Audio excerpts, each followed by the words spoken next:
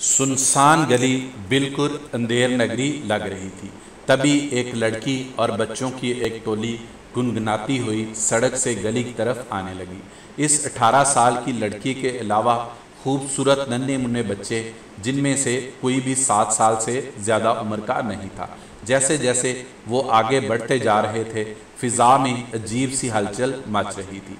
अभी वो अपने घर से 2 घरों के फासले पर थे जब उन्हें खौफनाक मकरू हंसी सुनाई दी।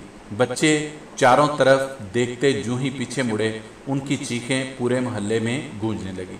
वो सब अंधाधुंध गिरते पड़ते बस भागे जा रहे थे। इसी धक्कम पेल में वो लड़की लड़खड़ाती बाईं तरफ बने घर के दरवाजे से टकराई। खौफनाक हंसी के साथ 2 हाथ उसकी तरफ मुसलसल बढ़ रहे थे। उसको अपनी इज्जत खतरे में महसूस हुई। रात के 8 बज रहे थे। इस वक्त कौन सी दुकान खुली होगी? सरदार बेगम ने तशवीशनाक लहजे में कहा। और कोई ना सही, डॉक्टर ज़ुबैर की दुकान तो खुली होगी। मेरा दम घुट रहा है, जल्दी किसी को भेजकर दवा मंगवा दें। आबदा बेगम ने खांसते हुए अपनी सास से कहा। वो खुद बुजुर्ग खतून थी, इतना चल फिर नहीं सकती थी। फिर रात के अंधेरे में कहीं गिर जाती तो बूढ़ी हड्डियां ठीक होने में भी बहुत वक्त लेती हैं। यही सोचकर उन्होंने अपनी पोती नूर को आवाज़ दी, जो बोतल के जिन की तरह उनके सामने हाजिर हो गई। जी दादो, 18 साला नूर ने मुस्कुराते हुए कहा। डॉक्टर की दुकान से अम्मी के लिए दुआ लेकर आनी है। डर तो नहीं लगेगा ना? सरदार बेगम ने पोती को प्यार से देखते हुए पूछा। उनकी गली में आने से पहले छोटी बच्चियों का स्कूल आता है, जिसके बारे में मशहूर है कि वहाँ रात के वक़्त माफूकुल फितरत मखलूक़ात बसेरा करती हैं। कई लोगों ने उन्हें देखा भी था। मैं अकेली तो नहीं जाऊंगी ना दादो? फिर डर कैसा? नूर ने मुस्कुराते हुए अपना ख्याल पेश किया। ठीक है, जल्दी से जाओ और जल्दी वापस आना। दादी अम्मा ने पैसे देते हुए जल्दी वापस आने की तलकीन की। जी दादो, हम सब जल्दी आएंगे। नूर यकीन दहानी करवाती कमरे से बाहर निकल गई। बाहर आते ही उसने सब बहन भाइयों को इकट्ठा किया।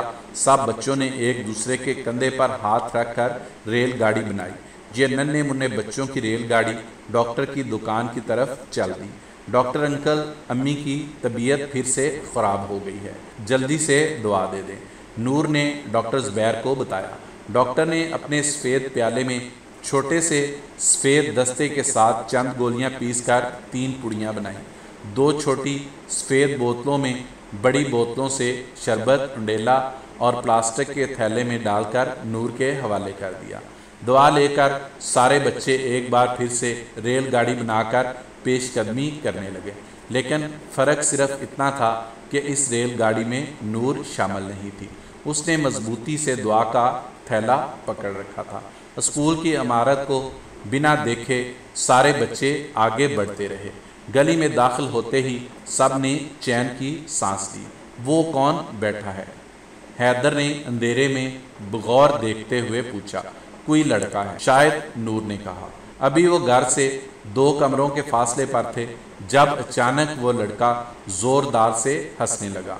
सब बच्चे चीखते चिल्लाते घर की तरफ भागे। नूर सबसे पीछे थी, इसलिए वो बुरी तरह फंस गई। उस लड़के ने उसकी तरफ हाथ बढ़ाए।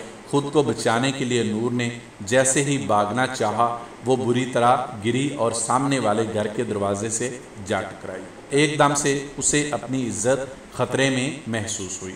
उससे पहले कि वो लड़का उसे दबोचने में कामयाब होता, अंदर से आवाज़ों ने उसे रुक जाने पर मजबूर कर दिया। वो गुस्से में बड़बड़ाने लगा।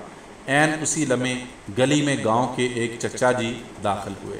नूर के अलावा बाकी सब बच्चे घर पहुंच चुके थे। अम्मी, दादी और छोटी बच्ची भी गली में आ गई। हैरत अंगेज़ बात यह हुई कि पलक झपकते में वो लड़का गायब हो चुका था।